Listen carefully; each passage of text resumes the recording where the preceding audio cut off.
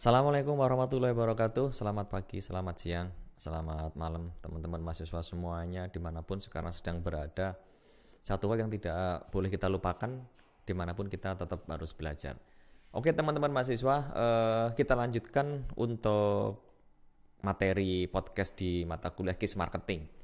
Setelah pada materi podcast sebelumnya kita sudah membahas beberapa hal, di antaranya kita membahas tentang strategi in film advertising. Kemudian kita juga sudah membahas tentang maskot, ya, teori maskot dan juga teori hoteling. Di mana kemarin sudah kita coba turunkan itu merupakan turunan dari teori marketing yang mana, itu merupakan turunan dari elemen dasar marketing yang mana. Sudah kita telusur mulai dari apakah itu bagian dari marketing strategi, apakah itu merupakan bagian dari marketing taktik, atau itu merupakan bagian dari marketing value.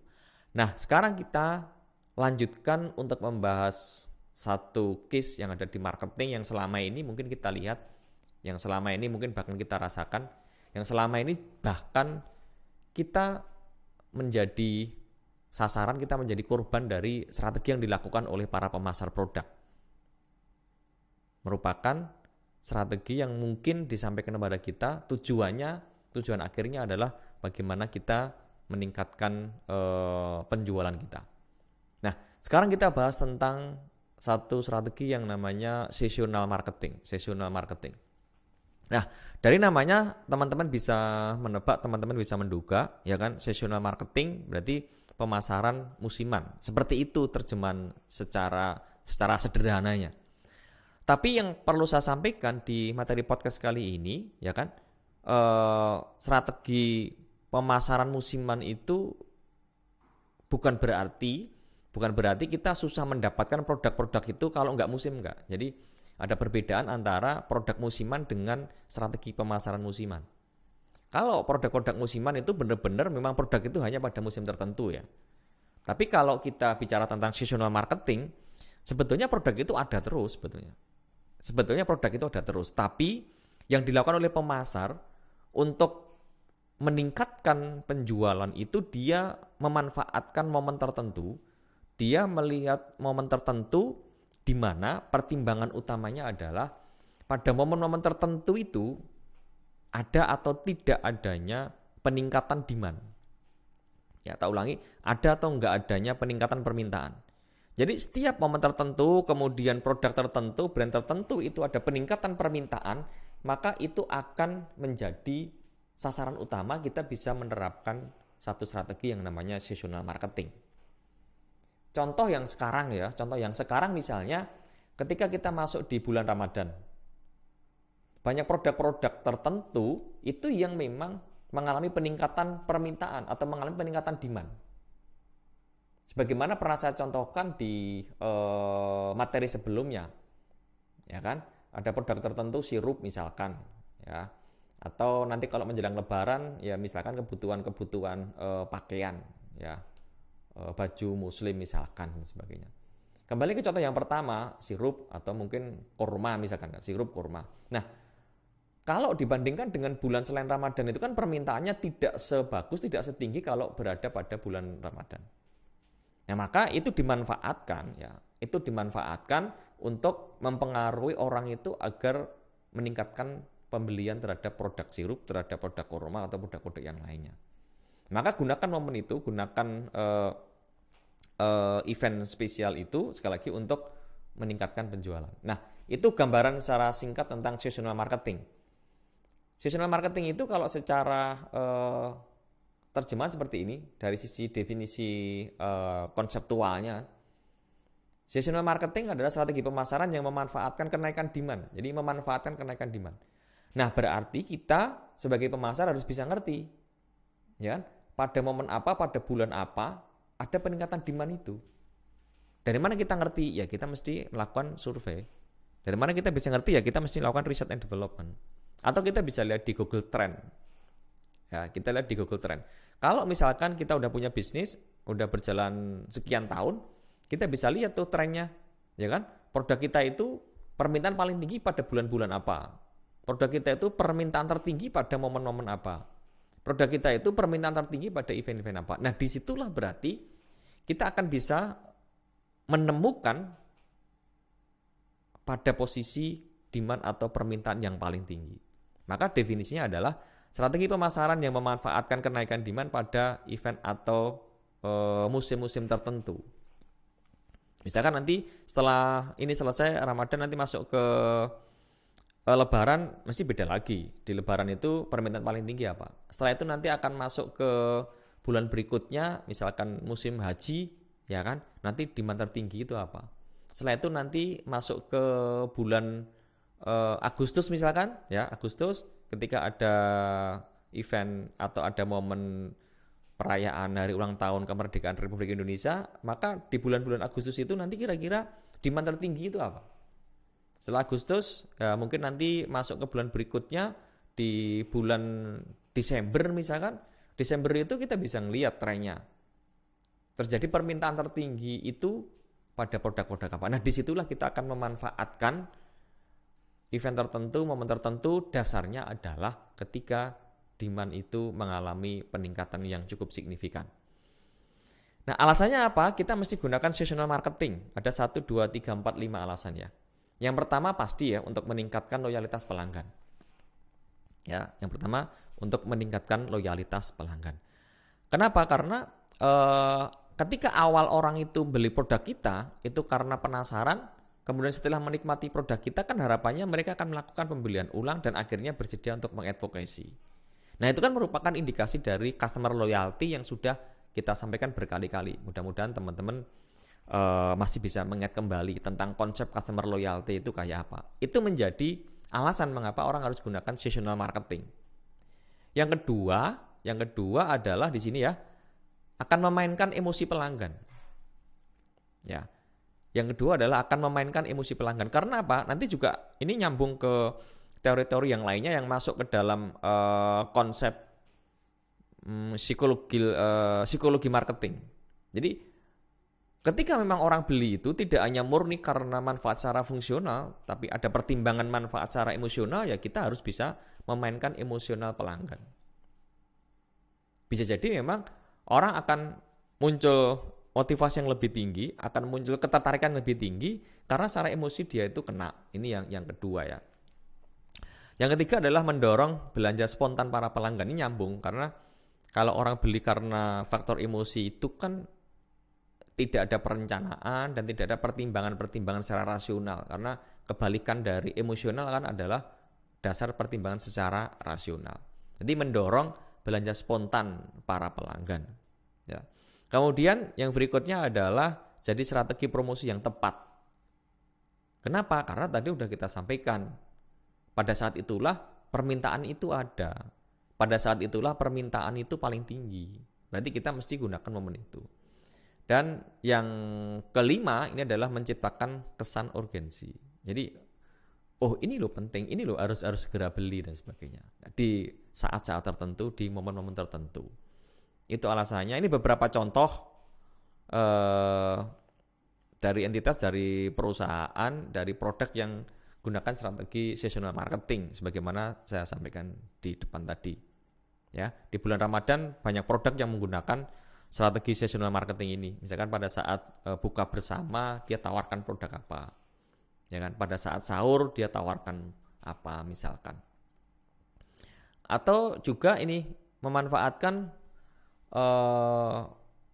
momen-momen anak-anak sekolah untuk kembali ke sekolah setelah liburan misalkan, atau saat-saat memang ketika liburan, ketika anak-anak liburan itu kira-kira permintaan tertinggi itu apa? Ini misalkan produk libur nasional, kemudian contoh produk-produk back to school ketika setelah liburan, kayak besok misalkan setelah libur pasca lebaran, kemudian mau kembali ke sekolah itu kira-kira nanti demand yang tertinggi itu apa? Akan memanfaatkan momen itu ya, akan memanfaatkan event itu. Atau ini kan kemarin, tadi tak sebut ada paket-paket spesial untuk hidangan buka puasa dan sebagainya, ya. Nah, kemudian bagaimana cara menerapkan seasonal marketing ini? Ya, ada 1, 2, 3, 4, 5, 6 ya. Bagaimana kita bisa menerapkan strategi seasonal marketing ini? Yang pertama kita mesti memahami target. Pasti nih, target kita itu siapa? Selain kita bisa atau mampu melihat tadi trennya kayak apa, selain kita bisa melihat permintaan tertinggi itu apa, kita harus bisa melihat. Karena kalau kita hanya bisa melihat permintaan tertinggi tapi nggak bisa ngerti kira-kira target kita itu siapa, ya kita akan susah untuk menerapkan strategi-strategi yang berikutnya. Termasuk kemampuan bayar kita harus ngerti juga. Karena pahami target itu sampai ke kemampuan bayar. Apa yang mereka butuhkan, inginkan, sampai ke kemampuan bayar mereka itu berapa. Kenapa? Karena ketika gunakan momen tertentu kan mesti kita bermain-mainnya di strategi pricing, di strategi penetapan harga. Ya kan? Berarti kita harus ngerti kira-kira kemampuan bayar mereka itu apa. Ini yang pertama. Yang kedua adalah harus bisa cari momentum yang tepat. Ya, harus bisa cari momentum yang tepat. Misalkan dalam 1 tahun kita punya kalender event, misalkan punya kalender event mulai dari Januari sampai dengan Desember.